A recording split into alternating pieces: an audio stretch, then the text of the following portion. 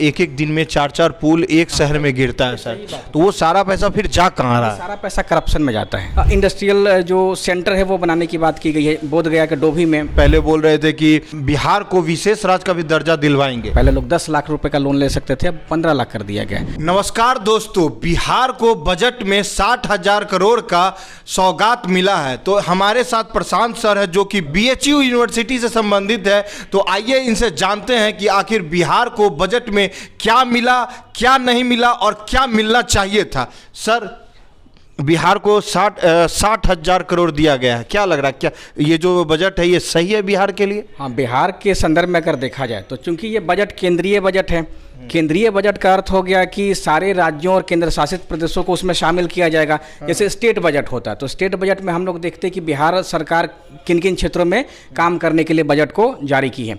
तो central budget ये है, तो केंद्रीय बजट में बिहार को एक अच्छा खासा राशि इस बार दिया गया है। क्योंकि बिहार सरकार का जो रोल रहा है इस बार गठन में रहा है, इस कारण से इनको खुश करने का पूरा प्रयास किया गया है। तो सर, जैसे कि मान लीजिए 60,000 दिया गया है, बहुत सारे एक्सप्रेसवे और हाईवे बनाने का इसमें बहुत सारा प्लान है। तो एक ऐसा मीम चल रहा है कि मतलब जितने सारे ठेकेदार हैं वो जो जिनको ठेका मिलता है बनाने का, उसमें चोरों में खुशी की लहर दौड़ गई है कि अब जितना पैसा आएगा अब हम लोग को मिलेगा। तो ये धरातल पे कितना कामयाब होगा? अब ये बजट जो है ये धरातल पे कितना कामयाब रहेगा? देखिए, अभी ये घोषणा के स्तर पे है और जैसा आप जो सवाल पूछे हैं, तो कोई भी क्षेत्र तभी डेवलप हो सकता है जब वहाँ के लोग अच्छे हों। अगर मान लीजिए कि यहाँ के लोग चाहें कि हम सब पैसा को, तो बिहार के लोग अच्छे नहीं हैं। नहीं, अब हम वो नहीं बोल रहे हैं, हम बोले कि यहाँ के लोग अगर चाहें तो इसको अच्छा भी कर सकते हैं, चाहें तो इसको बुरा भी कर सकते हैं। हाँ, लेकिन सर अगर केंद्रीय बजट में बिहार को क्या दिया गया है उस स्तर पे देखेंगे तो बिहार के लिए एक अच्छा खासा पैकेज की घोषणा किया गया है। जैसे बिहार में देखिए इंडस्ट्रियल जो सेंटर है वो बनाने की बात की गई है बोधगया के डोभी में। इसके अलावे देखें तो 3 एक्सप्रेसवे बनाने की बात कर दी गई है। इसके अलावे देखिए तो धार्मिक पर्यटन के क्षेत्र में भी अच्छा करने का प्रयास किया गया। तो ये केंद्र के स्तर पे है। जैसे मान लीजिए कि राज्य सरकार करना चाह रही है, केंद्र कोई मदद ही नहीं कर रहा है ना, लेकिन इस बार केंद्र खुद मदद कर रहा है। अब ये स्टेट की इच्छा शक्ति के ऊपर डिपेंड करता है। आप एक्सप्रेसवे का बोल रहे हैं, बिहार में मैं जहाँ भी जा रहा हूँ वहाँ पे तो हर जगह रोड, एक्सप्रेसवे, हाईवे बन ही रहा है और फिर से आप मतलब इतना सारा एक्सप्रेसवे बनाइएगा, आप रोजगार के ऊपर सरकार क्या कर रही है? देखिए, एक्सप्रेसवे का जो संरचना है रोड का वो डिफरेंट होता है। जैसे सड़क का भी अलग अलग प्रकार है, स्टेट हाईवे हो गया, नेशनल हाईवे हो गया, अब ये एक्सप्रेसवे है। तो इसका जो डिजाइन किया गया है वो दूसरे तरीके से, यानी कि ये पूरी के पूरी तरीके से औद्योगिक विकास के लिए किया गया है। अब सरकार अपने बजट को का जो पहला पन्ना है उसमें लिखी है विकसित भारत का संकल्प 2047 तक के लिए। तो 2047 तक मान लीजिए कि भारत के और भी राज्य में एक्सप्रेसवे बना रहे हैं। जैसे आपको मालूम है कि यूपी का है, आप देख लीजिए उस स्तर से आप तुलना कीजिए नेशनल हाईवे का, आपको डिफरेंट दिखाई दे देगा। तो देश के अन्य राज्यों में एक्सप्रेसवे रहे और बिहार में सिर्फ नेशनल हाईवे रहे तो पूरा नहीं कह सकते कि ये इंक्लूसिव ग्रोथ है ना। तो इस स्तर पे बिहार में ये अच्छा प्रयास किया जा रहा है कि एक्सप्रेसवे बनाने की बात की जा रही है। अच्छा सर, एक ये भी था कि नीतीश कुमार जी बोल रहे थे, पहले बोल रहे थे कि बिहार को विशेष राज्य का भी दर्जा दिलवाएंगे, लेकिन अब वो मामला शांत हो गया। वो बोल रहे हैं कि नहीं, हमने जो मांगा था वो मिल गया। देखिए, विशेष राज्य का दर्जा का जो भी क्राइटेरिया है उसमें बिहार फिट नहीं बैठता है। हालांकि इस पर नीतीश कुमार अपने स्तर पे बहुत प्रयास किए हैं तो वो लेकिन मिल नहीं सकता, उनको मालूम है। लेकिन होता क्या है कि आप एक बड़ा मुद्दा रख दीजिए मानने के लिए ताकि थोड़ा उससे नीचे वाला उनकी मांग को मान लिया जाए। यही कारण है कि विशेष राज्य का दर्जा नहीं दिया गया है, लेकिन फिर भी जो एलोकेशन किया गया है मनी का वो ज़्यादा किया गया है। आप देखिए आंध्र प्रदेश बनाम बिहार कर लीजिए, तो बिहार में 60,000 किया गया, लगभग 58,900 करोड़ रुपए का है, लेकिन आंध्रा को अभी फिलहाल 15,000 करोड़ किया गया। इतना का डिफरेंस है। तो मतलब फिर वो जो विशेष राज्य का दर्जा का जो टॉपिक है वो सिर्फ इलेक्शन के लिए रहता है? वो नीतिगत मामला हो सकता है मुख्यमंत्री जी का, लेकिन अब नहीं मांग कर सकते हैं। जैसे कि होता है कि अब दिए हैं तो इस पैसा को दिखाइए पहले कर करके। अच्छा। अगर ये पैसा भी अच्छे से यूटिलाइज हो जाएगा तो फिर आगे आने वाला हो सकता है कि बिहार का लेवल थोड़ा और बढ़ जाए। अब सरकार, सर आप BHU से आते हैं, सर बिहार में रोजगार के लिए क्या करना चाहिए सरकार को? आप मतलब आप शिक्षक हैं, हरियाणा, पंजाब, केरला, तमिलनाडु, चेन्नई, बेंगलोर, बिहार से भर भर के लोग जाते हैं। यहाँ पे बस एक सरकारी नौकरी का है, बच्चे सरकारी नौकरी की तैयारी करते हैं, वो भी नहीं, पेपर लीक हो जाता है। तो सर नौकरी के लिए सरकार को मतलब क्या जो 60,000 करोड़ मिला है, सरकार को कितना इन्वेस्ट करना चाहिए और कहाँ इन्वेस्ट करना चाहिए जिससे बच्चों को नौकरी मिल सके, प्राइवेट में, सरकारी नहीं? ये जो बजट है इसमें रोजगार के लिए सरकार लोन देने का प्रयास कर रही है।